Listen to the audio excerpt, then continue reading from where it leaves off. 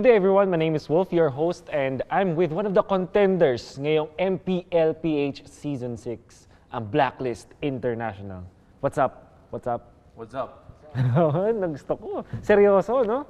Alright, sige, magpakilala muna kayo sa mga viewers natin. Your name, your role, at yun, IGN na rin. I'm Dexter Luis C. Alaba. I'm the tank, support, and mage of Blacklist International. I'm Edward J. Dapadap. My role is off-lane fighter of Blacklist International. My name is Kyrie Reyes del Sol. My IGN is Full Creep. I am the assassin and mid laner of Blacklist International. My name is Arbe Calderon. My role is fighter mage. My IGN is Aqua. I'm Mark Jason Herardo. IGN is Eson. Role ko is tank ng Blacklist International. Dexter, kamusta naman ang journey sa MPL Season 6? Ayun, madugo. Tapos kasi lahat ng team contender talaga. Hindi madali, hindi basta-basta. Kailangan wala kang mamaliitin. Hindi mo alam, bigla ka na ng leleeg. Anong mga minamaliit mo. Ayun, since season 2 hanggang season 6, ngayon yata yung season na talagang lumalaban lahat ng team. Paano nyo tinutulungan yung mga players, lalo yung mga young ones, Dexter, sa mental fortune, keeping yung mentality nila ay okay dito sa Blacklist?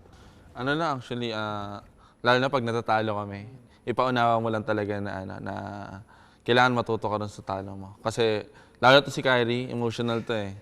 Umiiyak yan pag natatalo. Parang feeling niya lagi, dinadown niya yung sarili niya. Sabi namin, dapat hindi ganyan yung mentality mo. Move forward tayo na kailangan matuto ka dun kung ano yung mali natin. Kasi mahaba yung yung journey namin eh, di ba? Sino sa tingin ninyo yung pinakamalaking hadlang para sa championship ngayong season? Omega. Talaga? Para sa akin, Omega. Medyo may ilag factor, parang ganun, ayaw na makatapat. Omega kasi parang sila, sobrang discipline nila maglaro. Base sa mga nakalaban na namin. Hindi naman ibig sabihin minamalit namin yung aura, di ba?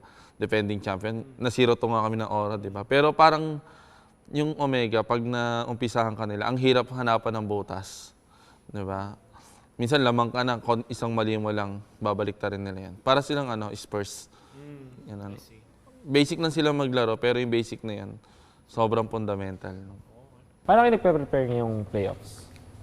Usual na ginagawa namin is yun lang. Practice, tas more research, tas experiment din. Kung sakaling grand finals na, sino yung gusto mong makatapat doon? At bakit? NXP. Ala, para patahimikan yung mga toxic na fan. Dexter, para sa'yo, gaano ka-importante itong MPL Season 6 Championship para sa organization nyo, which is Blacklist International? Siguro sa org namin, sobrang importante talaga kasi yung last season, talagang yung namin is to build lang ng chemistry kasi since bago lang kami sa org. Then ngayon, pangalawang season na namin, yun, yung mindset talaga namin, championship mindset. Lahat ng game namin, gusto namin pang ganun, yung hindi kami mabubugbog, yung ganun. Ayun talaga yung mindset namin. Siguro itong championship na to is sobrang importante para sa akin kasi may gusto pa akong patunayan para sa sarili ko, tapos para din sa teammates ko. Gusto ko silang dalhin doon para sa championship na pinapangarap namin. Saktong-sakto, Eson, kung may chance ka na kausapin tong trophy na to, ano yung sasabihin mo? 2 letters lang siguro. See you. Okay, sige. I take this time para magpasalamat sa mga supporters ninyo at kung may masasabi kayo sa mga makakalaban nyo sa playoffs. Ayun, sa lahat naman sumusuporta sa Blacklist International, maraming salamat po sa inyo. And yun, salamat din sa mga sponsor ng Team Blacklist, lalo na yung SM and yung Adidas. Sa darating na mga kalaban namin sa playoffs, mag-ready kayo kasi magre-ready rin kami, bibigyan namin kayo ng magandang laban. Aim talaga namin mag-champ. Sa mga sumusuporta nga pala sa Blacklist, maraming salamat sa inyo. Kundi dahil sa inyo, wala kami rito. And suportahan nyo lang kami lagi sa darating naming laban.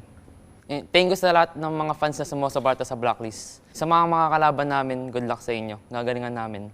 Maraming salamat sa solid supporters ng Blacklist. Patuloy lang kayo sumuporta sa amin sa mga kalaban namin. Good luck na lang. Maraming salamat sa patuloy na suporta sa lahat ng fans ng Blacklist International. Sa mga kalaban namin, good luck. Blacklist International, will they break the code this coming MPL playoffs? Abangan natin yan.